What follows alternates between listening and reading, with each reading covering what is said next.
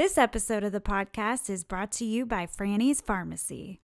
Now more than ever, it's important that our society focuses more on our mental and physical health. At Franny's Pharmacy, the team is committed to their community's need of being happy, healthy, and stress-free. Come learn how Franny's Pharmacy can assist you in a clean, professional environment with their expert bud tenders that are excited to educate you about the benefits of their lab-tested, DEA-certified CBD products. Franny's Pharmacy also offers wholesale and franchise opportunities. Visit their website at frannysPharmacy.com, and that's pharmacy with an F, and use the promo code CannaConnect10 for an exclusive Cannabinoid Connect discount. Again, that's Franny's Pharmacy with an F.com and use the promo code CannaConnect10 for an exclusive Cannabinoid Connect discount. Franny's Pharmacy, putting the farm back into pharmacy. This episode of the podcast is brought to you by Endodna Health. Hey cannabis consumers, have you ever consumed a cannabis product thinking it'll make you feel a certain way, but then it doesn't? Don't you wish you had a clear understanding of your own DNA so that you could make informed decisions about what type of cannabis products interact best with your system? Well, now you can with Endodna. Endodna is a simple DNA test that maps your entire endocannabinoid system and then matches that summary with a specific cannabinoid ratio and terpene profile that best aligns with your unique genotype. Imagine being armed with personal information when visiting a dispensary. You'll have the knowledge and power and capability to purchase products that best align with your genotype. Visit their website to purchase the EndoDNA Collection Kit and Endo Decoded Report at endodna.com/products and use the promo code CONNECT15 for a 20% discount. Again, that's endodna.com/products and use the promo code CONNECT15 for a 20% discount. The future of cannabinoid therapeutics is here with Endodna.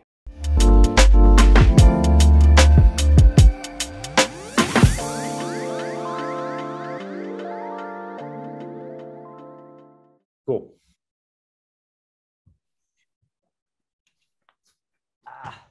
All right. 10, 9, 8, 7, 6, 5, 4, 3, 2. Jim Higdon, welcome back.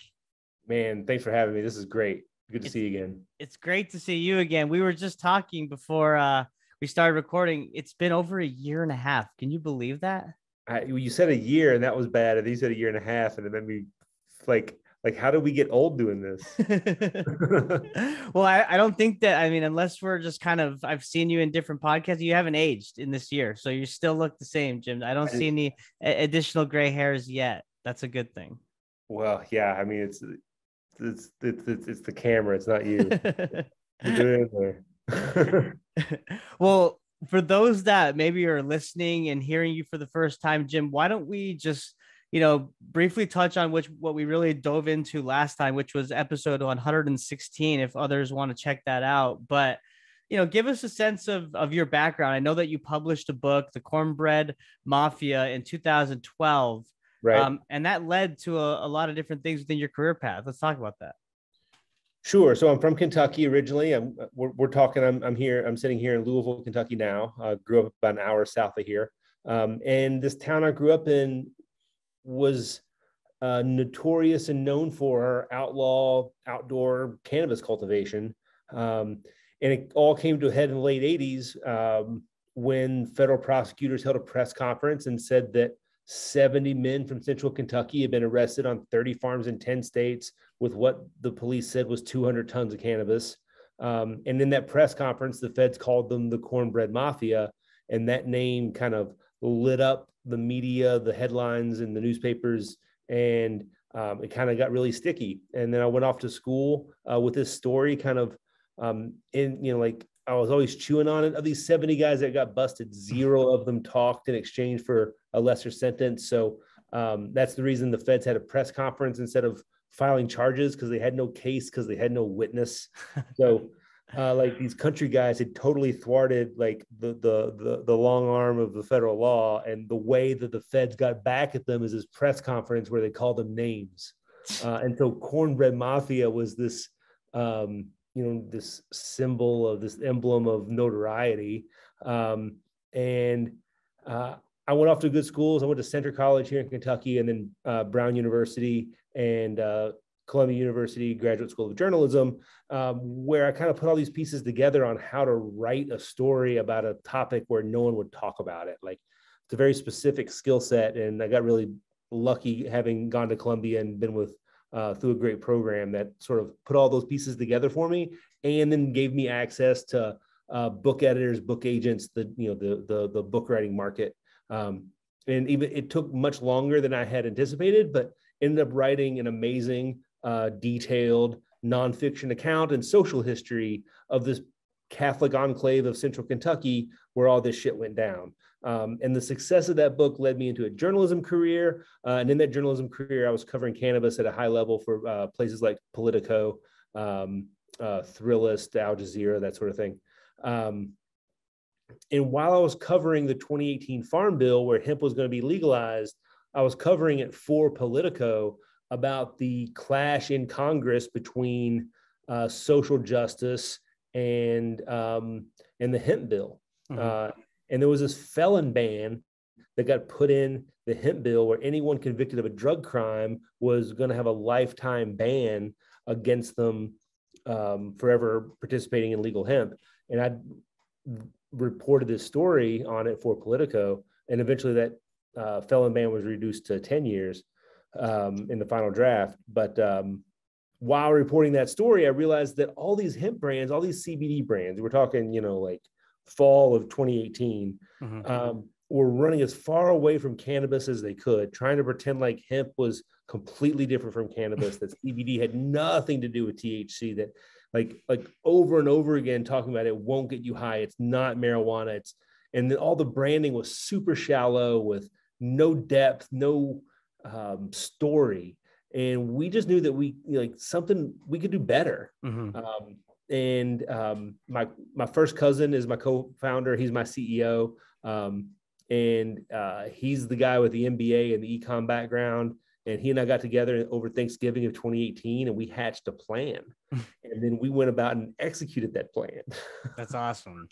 It's amazing that this plant has just completely it's taken you so many different places throughout your life, right? I mean, authoring a book, becoming a reporter solely focused on this topic, and then now a business owner within the hemp space. I mean, there's so many opportunities that it's provided you. It's incredible, man.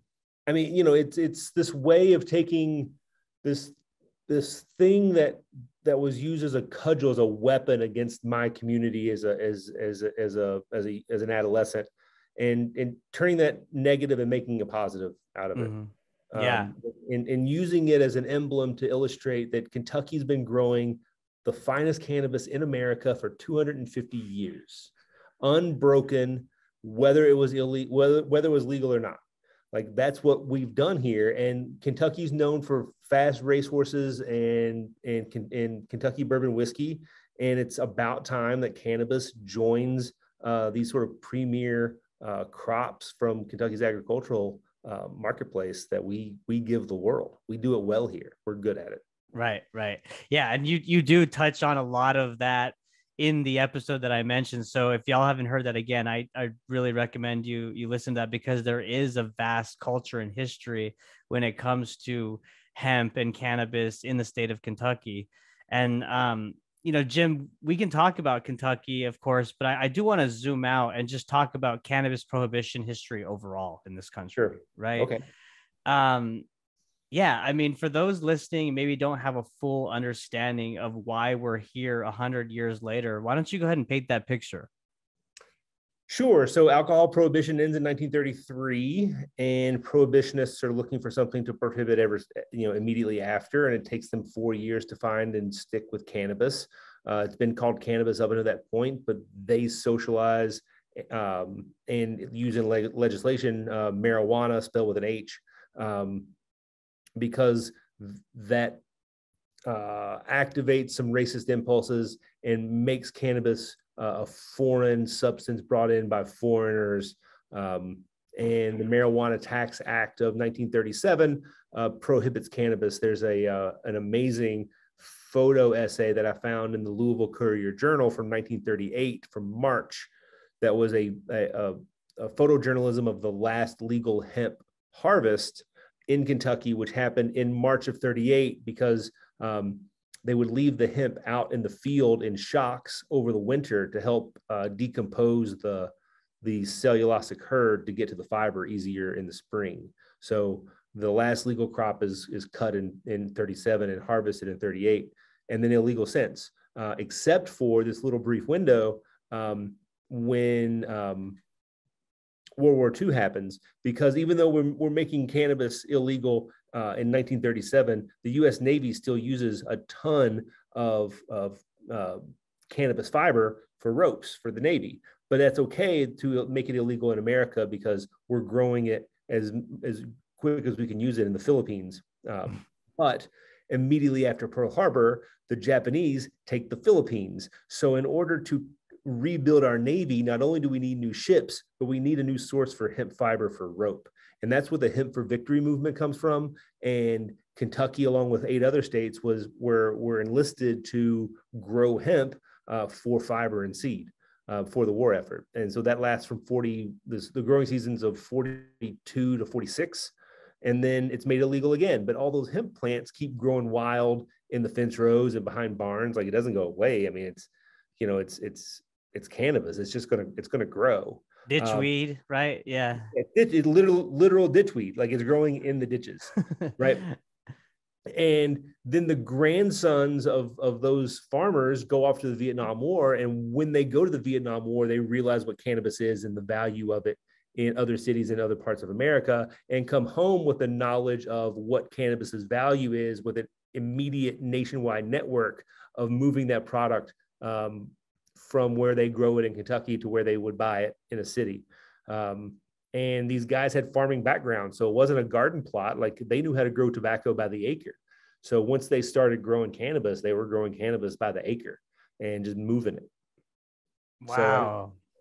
So, right. And so that's the progression and where we are now. Like, it was just made legal again with, hemp restrictions on the THC level in 2014 and 2018. So, right. What a weird time it must have been. Like, obviously, like you said, the late 1930s was when kind of that Prohibition era started.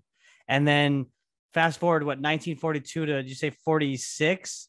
That's when the government's saying, hey, grow more. We need it for our naval ships, for the rope and whatnot, like you were saying, the fiber from the hemp. And so what a weird paradox, like, to swing from, the ultimate, no, this is banned, to no, this is good. And then after the war, it's like banned again. Well, right? And then the ultimate irony here is that what makes everyone in America understand cannabis is the Vietnam War. Before Vietnam, cannabis use is restricted into a very small number of cities. It's like New York, New Orleans, Chicago, LA, and that's it. But within 2 years of the Vietnam War starting, cannabis use is all over America, because soldiers are returning home. And when they return home, some of their former classmates have come back from college, but it's the Vietnam War that homogenizes America to cannabis use. Wow.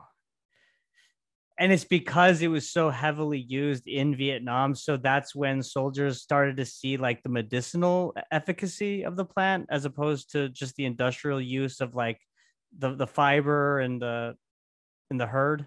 So in the course of my reporting on Cornbread Mafia, I found a government document called the Vietnam Drug User Returns. And it was a report that was commissioned by President Nixon. And it does this amazing detailed statistical analysis of cannabis use and drug use and alcohol use among servicemen in the armed forces during the Vietnam era. Wow. And like, you could see some amazing patterns. Like, a soldier's first use of cannabis is within 48 hours of them arriving in country, right? Like, immediately upon showing up and getting shot at, these guys are smoking weed. And another fascinating thing in there is that each different type of service member had a different preferred drug. So career Army preferred alcohol. Conscripts, people who were joining, um, enlistees were preferred amphetamines, and draftees were smoking weed. That is so crazy. That's kind of, I was going to say the first two kind of line up to how it is today in a way, because you've got your old school guys who would smoke dope and, or excuse me, they would drink, right? They're so used to alcoholism. They grew up with it. You form habits. And then you got the younger people, like you said, amphetamines. So I would assume speed back then, right? Yeah. And what are we at today? The younger generation is prescribed Ritalin and Adderall, right? And the draftees, though, that's interesting. Why the draftees with cannabis? Well, because they're the ones who didn't ask to be there, right? They're the guys who got fucking sent there. And so they're just like, shit, this sucks. Let me smoke and try to clear my head here. And so more likely to be traumatized and more likely to find relief in cannabis from the trauma that they're undertaking on a daily basis. Wow, that is super interesting. And you said how many hours when they'd get to Vietnam? 48 hours they're getting into Vietnam. Like the average draftee was smoking weed like immediately. Like, you're new here, hit this. Wow, super interesting. What else did you find? Like, in it, that's something else to call out. I mean, I don't want to brush over the Prohibition history if there's other nuggets that you found that were really interesting in your time of reporting on this. Well, I mean, one thing that comes to mind is just how immediate and obvious the parallels were in my county between alcohol prohibition and cannabis prohibition between the 1920s and the 1980s. And I went and looked at the headlines of my local newspaper like every week through the 13 years of prohibition, and pulled all these headlines. And then I went through the same newspaper through the 1980s and pulled all these headlines, and they line up exactly the same.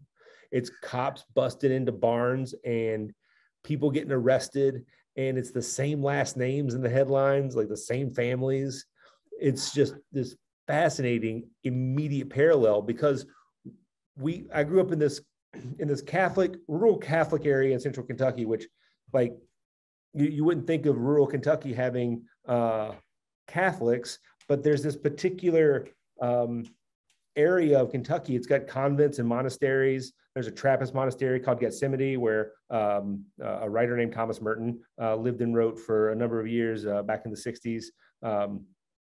It's this like famously Catholic place. And because it's Catholic, they're also distilling. So in 1919, before Prohibition, there's 9 active distilleries in this small county that are immediately made illegal at midnight of like whatever it was, July 1st, 1919, when Prohibition starts. So all of those Catholic men who worked in those places literally all had a dozen children each, and they could either break the law doing what they knew how to do, or let their kids go hungry. And so they were forced into moonshining and bootlegging and moving that to Cincinnati and to Chicago.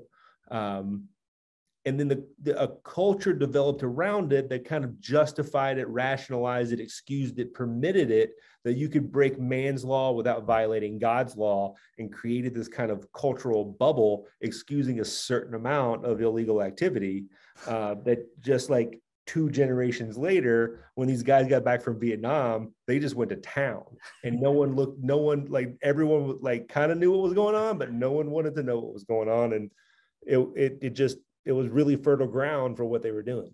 And you were saying those are legacy families, right? It wasn't like a new family kind of jumped into the cannabis game after coming back from Vietnam. This was like, hey, we started bootlegging moonshine. Let's transition over here and start growing cannabis. Yeah, the same people. And some of those grandfathers and great uncles were like, yeah, we grew this in World War II when I was a kid. This is how you separate males and females. Right? Like it was a perfect storm, a perfect scenario where everything was in place. And yeah, it wasn't out of towners coming to do it somewhere. It was legacy families that came in from Catholic migration on land grants after the Revolutionary War. Wow. I mean, it seems like a natural pivot if you're in that space, right? I mean, it's just incredible. All it is illegal. All you have to do is not get caught. Yeah, exactly. That's not getting caught was like what they did. Yeah, they lived their life doing that. Exactly.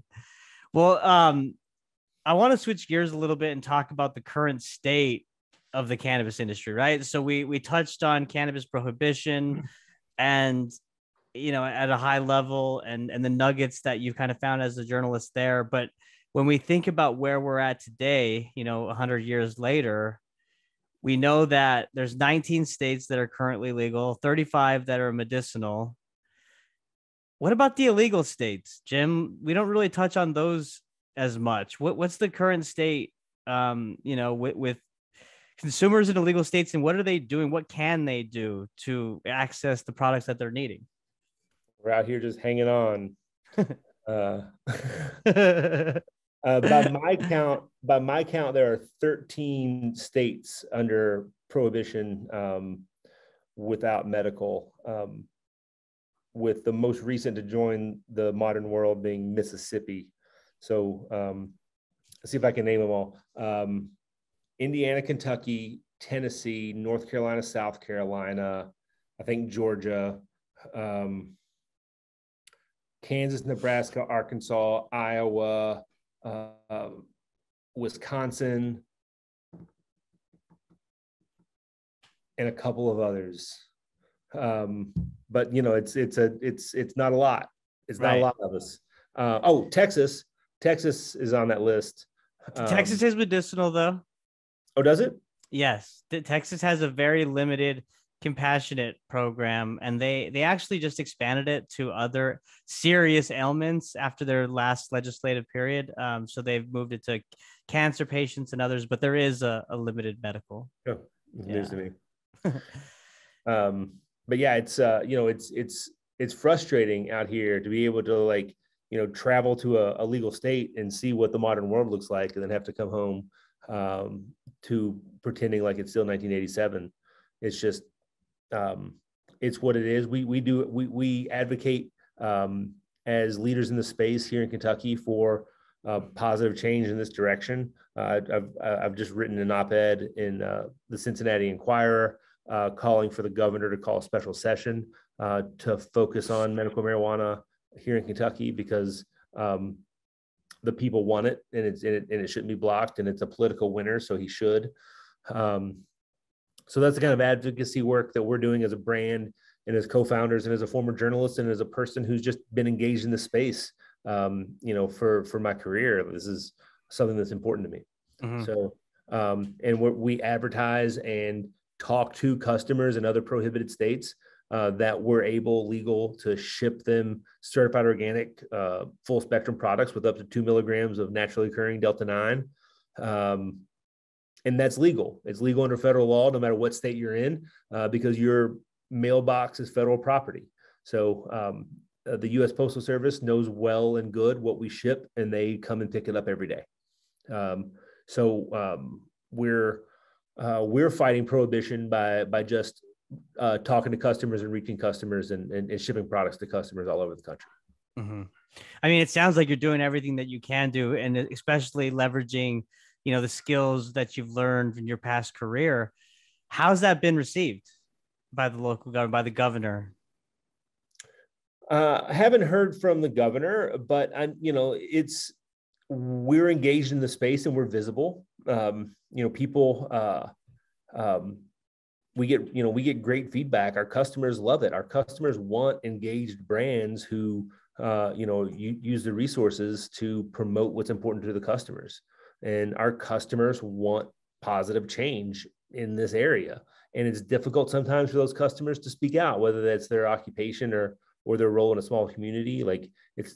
So we're their voice where they can't be.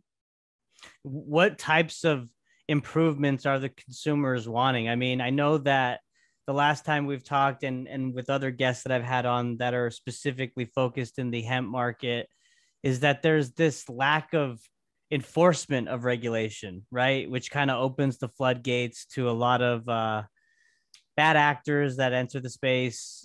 So what are you hearing from your consumers that they're wanting? Well, our customers are still confused why the FDA has not issued supplemental regulations on CBD products, and are confused about why as a brand, it's difficult for us to talk to customers about what our products are good for, because there's no clear guidance from the FDA to be able to say what we can and can't say. So we have to sort of intuit the rules of the road in best case circumstances, or follow state guidelines, whether that's California or somewhere else, and just hope that the FDA comes around. But that's the biggest problem is the lack of FDA regulations is what creates that cloud of uncertainty that allows bad actors to get involved. State by state, they're issuing regulations to fill that void. But as a brand, it makes it really difficult to get on retail shelves in a state if they have crazy, weird, restrictive CBD laws that make you like file paperwork with a state office before you can stock products on a shelf. So that's all being done because there's no regulations from the FDA at the top. A congressman from Kentucky has made noise that he's interested in holding hearings with the FDA about why this might be, in order to help move that along. But that's the most frustrating thing, as a brand owner, that it's difficult for us to talk to our customers. Yeah. And that just kind of bleeds through in so many different layers, because not only can you not effectively talk to your customers, you can't, it inhibits your ability, like you said, to get on the shelves of other stores, but it also limits your capacity to market online, right? I mean, yeah. Without FDA sales and marketing messaging guidance, all the major social media channels restrict you. I mean, there's no running ads at all. In fact, my ad account just got disabled, and I was trying to run an ad for my podcast that's about cannabis, right? Wow. Not even like selling product, touching plant. And so, yeah, that's a big factor. And that's been ongoing. I mean, since we talked and even before that. So, I mean, has there been any movement at all from the FDA? Any type of updates that they're working on this, or is it all crickets? Crickets. I mean, the only development is the FDA turned its attention to Delta 8 products and issued a bunch of warning letters to Delta 8 brands that were making a bunch of crazy claims on their websites, which, is probably a better use of their time than coming after, full spectrum CBD brand. But, there's not any, there has, in the year and a half it's been since you and I talked about this the last time, there has been zero progress in this area. It's crazy. And I understand that like there's a lot going on, right? But I'm curious to see what, like, when the federal government decides to move, one, because cannabis legalization, as we know, presents a whole range of opportunities, from economic benefits, environmental benefits, tax revenue generation, medicinal benefits for patients, right? I mean, all of the above. But then, like, how are they going to, they would have to be separate, right? Because CBD could fall under, like you said, the dietary supplement category, whereas cannabis, THC, would need to be in a regulated dispensary. So it seems like they need to be working on both of these things at the same time.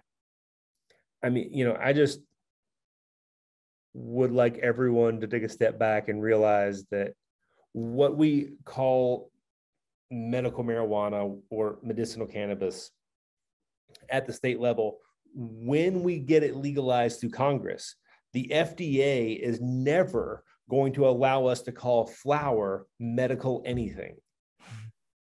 Like it's unless the Food, Drug, and Cosmetics Act is amended through Congress itself in order to create a new category for classification of cannabis. The existing structure for understanding what's a drug or a supplement does not compute plant-based medicine, plant-based anything. Everything has to be isolated and split out and put in a sugar pill in order for the FDA to understand how to codify it and how to call it this or that. So, there is generations of work to be done to make this as legal as it needs to be. Whoa, you just blew my mind. So what does that mean for the quote unquote medical cannabis market? I mean, big pharma is going to step in at some point, right? So how does the how and if, or like, how does the FDA, if they do get involved in that process, and like, where is the line drawn there?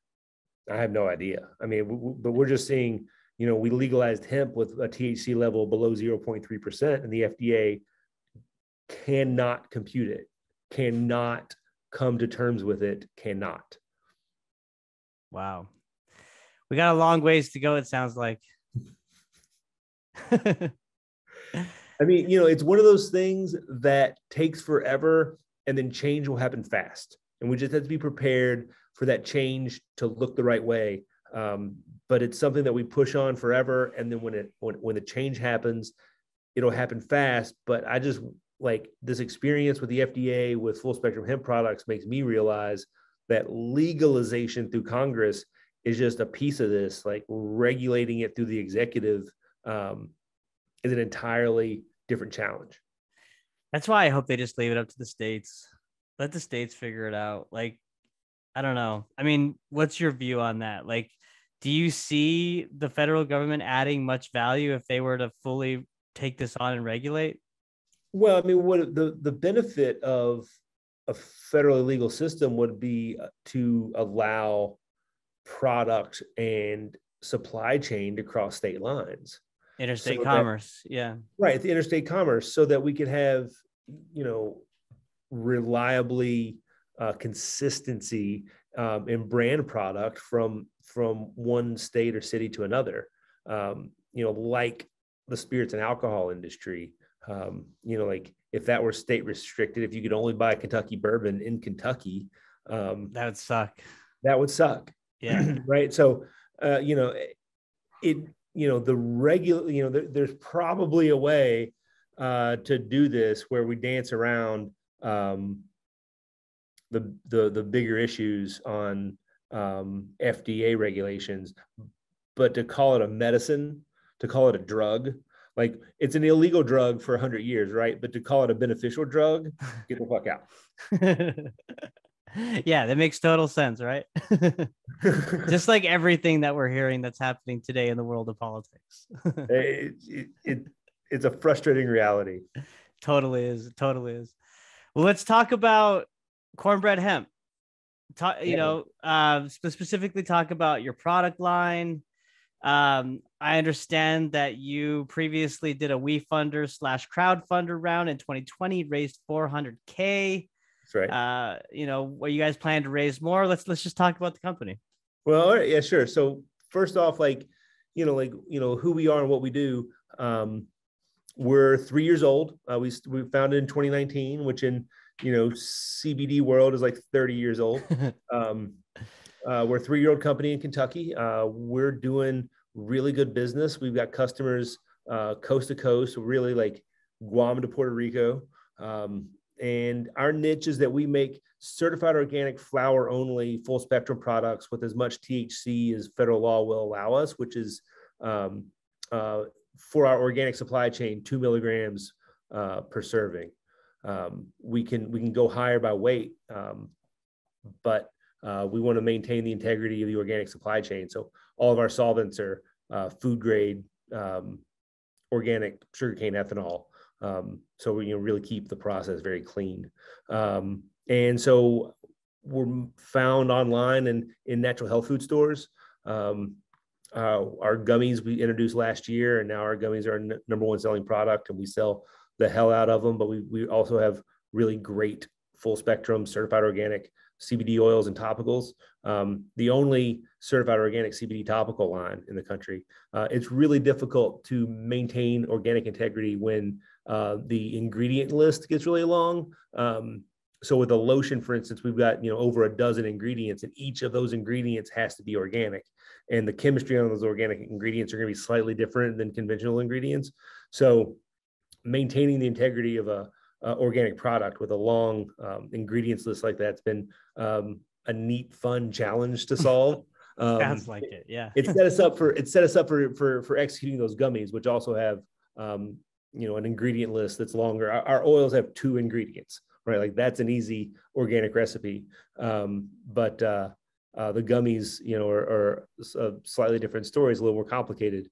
To do a vegan organic gummy with 2 milligrams of Delta 9 THC that's certified organic by the USDA. So that's how we're finding customers. And even though we're based in Kentucky, and Kentucky's our number 1 market, California is a strong number 2 state for us, because lots of California consumers want that USDA organic seal on their cannabis products. They can't get that in the dispensary, but they can get it from us. So, and funny you mentioned that WeFunder raise.